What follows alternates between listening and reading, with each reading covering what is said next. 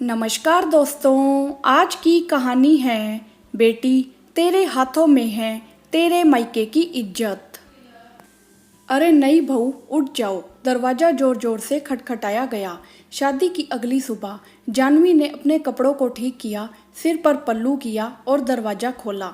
लाओ दहेज के कपड़ों का सूटकेस बाहर दे दो, ऐसा बोल वह सूटकेस बाहर खींच लिया गया। सुबह 4 बजे तो ससुराल पहुंची थी, 3 घंटे भी आराम करने को नहीं मिला। ऐसे कौन दरवाजा पीटता है। दहेज का सूटकेस कहाँ भागी जा रही थी। मन में अनगिनत सवालों को लिए जानवी नहाने चली गई। नंद का सूट का डिजाइन तो बहुत पुराने फैशन का है। सास की साड़ी के साथ सुहाग की चीजें नहीं डाली गई।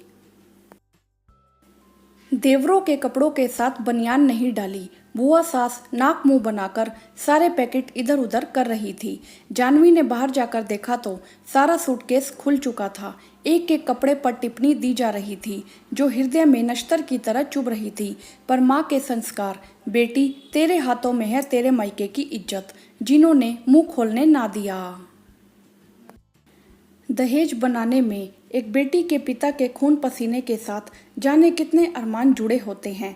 छोटी से छोटी चीज को बनाने में अपनी कितनी इच्छाइयों को मन में मारा गया होता है। बेटी के 18 वर्ष पूरे होते ही घर में आई हर अच्छी महंगी चीज को बेटी के नाम से अलग संजो के रख दिया जाता है।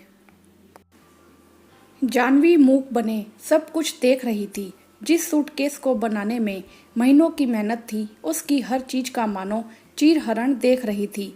टाइटन की घड़ी मॉडल तो ठीक ठाक है, ससुर जी का नाम लिखा है, 1000 तक की होगी। चाची सास मुंह बनाते हुए बोली। जानवी के पिता को सेवानिवृत्त होने के बाद दोस्तों से तोहफे में मिली घड़ी का निरादर देखा नहीं जा रहा था। उसकी आंखों के आगे वो पल घूम रहे थे। अरे कौशल्या, ये घड़ी की पैकिंग मत खोलो, गुड़िया के ससुर को देंगे। आपका बस चले तो सब कुछ गुड़िया को दहेज में दे दो। तुम्हारे दोस्त का तोहफा है, वह पूछेंगे तो क्या कहोगे। कोई कुछ नहीं कहेगा, सब समझते हैं जवान बेटी का बाप है, दहेज के लिए सहेज रखी होगी।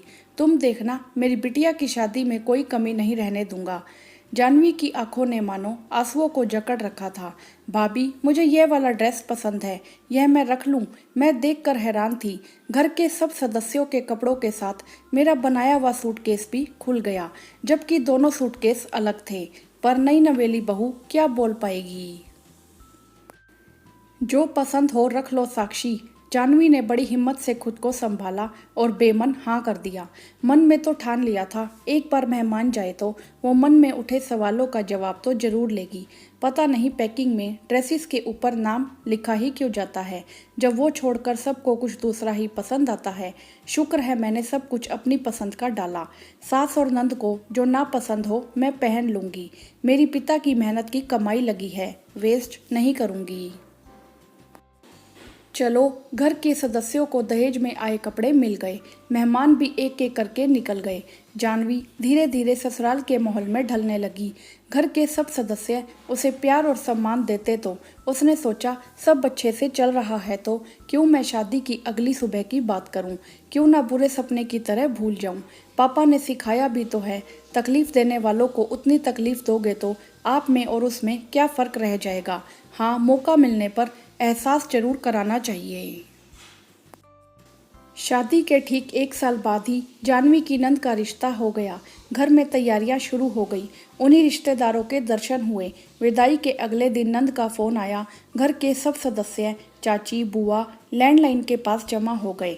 सब नंद के मुंह से सुनने को आतुर थे कि वह खुश है, शादी और दहेज में कोई कमी तो नहीं रही। जानवी ने फोन उठाया, फोन स्पीकर पर कर दिया। साक्षी, हेलो, हाँ भाभी कैसी हो और सब लोग कैसे हैं? मेरी चिंता मत करना, यहाँ सब लोग बहुत अच्छे हैं। सबके चेहरे पर एक सुकून भरी मुस्कुराहट आ गई। जानवी, दहेज वाले ड्रेसेस वो सबको पसंद आए? कोई कमी रह गई हो तो बता देना, पग फेरे पर ले जाना। साक्षी, हाँ भाभी, दहेज में आए कपड़ों को लेकर थोड़ी बातें सुननी पड़ी। कोई नहीं सोचता नई बहू के मन पर क्या बीतेगी। जानवी सबके चेहरे देखते हुए, हाँ यह तो है, बुरा तो लगता है। कोई नहीं सोचता कि कल की आई बहू, उस बहू के मन पर क्या बीतेगी। चाची सास, बुआ सास, सबके चेहरों के रंग उड़ गए। बहू के मन को कितनी ठेस पहुंचाई आज समझ आया होगा। सब इधर उधर देखते हुए किनारे हो गए। जानवी को फोन रखते हुए एक अजीब सी राहत महसूस हो रही थी, जैसे सीने से एक बोझ उतर गया हो, माता पिता का खोया सम्मान मिल गया हो।